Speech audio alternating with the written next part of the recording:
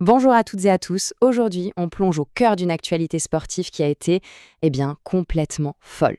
Entre des décisions qui font jaser, des rivalités au sommet et des retournements de situation juste incroyables.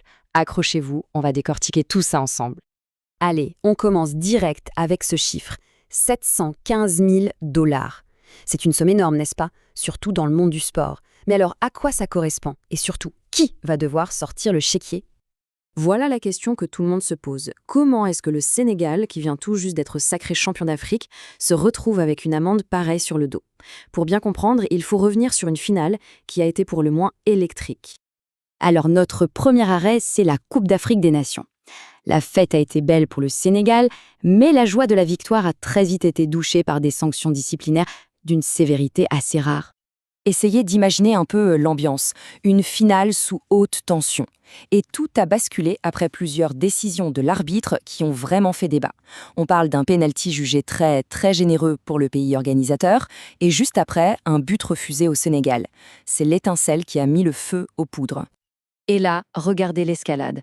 Après ces décisions contestées, les joueurs sénégalais, les Lions de la Teranga, ils font un geste hyper fort. Ils sortent du terrain. Le match est arrêté, c'est le chaos total, avant qu'ils ne reprennent finalement et que le Sénégal s'impose. Un scénario mais complètement dingue. Et la réponse des instances n'a pas tardé. Et attention, la note est salée. Le jury disciplinaire de la Confédération africaine de football n'y est pas allé de main morte. Le sélectionneur, 5 matchs de suspension et 100 000 dollars d'amende pour avoir dit à ses joueurs de quitter le terrain. 2 joueurs clés sont aussi suspendus. Et à ça, on ajoute des amendes énormes pour le comportement des supporters et des joueurs. Et voilà le total, ça donne le vertige. Le Sénégal doit payer 715 000 dollars. Pour qu'on se rende compte, c'est presque le double de l'amende du pays hôte. Autant dire que la fédération sénégalaise ne va sans doute pas en rester là et va faire appel. Mais, et c'est le plus important dans toute cette histoire, malgré le recours du pays hôte qui voulait faire annuler le match, la victoire du Sénégal est confirmée. Les Lions de la Teranga sont bien les champions d'Afrique, et ça ne change pas.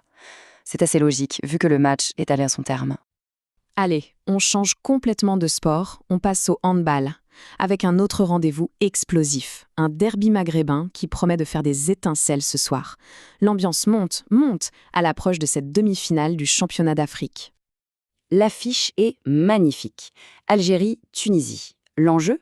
Une place en finale, tout simplement. Et pour ajouter un peu de piment, on se souvient tous de leur dernier match au championnat du monde. C'était un duel au couteau.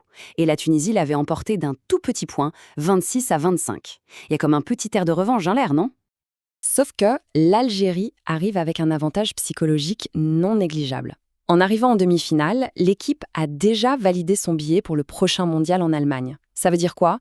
Moins de pression et la possibilité de jouer complètement libéré face au grand rival. Ça peut tout changer. Et cette petite phrase du sélectionneur algérien, Salah Bouchkriou, elle résume parfaitement l'état d'esprit. On a une équipe qui a une âme. C'est pas juste un groupe de joueurs, c'est un vrai collectif, soudé, qui se bat. Et ce soir, c'est peut-être ça qui fera la différence. On finit ce tour d'horizon avec la Ligue des Champions. La dernière journée de la phase de poule a rendu son verdict. Et je vous préviens, il y a eu des rebondissements absolument spectaculaires. L'image de la soirée, le moment dont tout le monde parle, c'est ça. Le but du gardien de Benfica, Anatoly Trubin. C'est un truc qu'on voit une fois tous les 10 ans, et ça a tout changé pour plusieurs équipes. Alors, on rembobine cette fin de match de folie.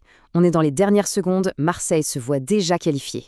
Et là, sur un dernier corner pour Benfica, le gardien, Trubin, il tente le tout pour le tout. Il monte dans la surface adverse, et l'impensable se produit, il marque, de la tête. Un but qui qualifie son équipe pour les barrages et qui élimine Marseille. Un scénario de film, je vous dis. Bon, alors, qui sont les bons élèves? Voilà les 8 équipes qui ont terminé premières de leur groupe et qui filent tranquillement en 8e de finale. On retrouve les cadors habituels, pas de grosses surprises de ce côté-là. Mais c'est là que ça devient intéressant. Regardez-moi cette liste d'équipes qui doivent passer par les barrages.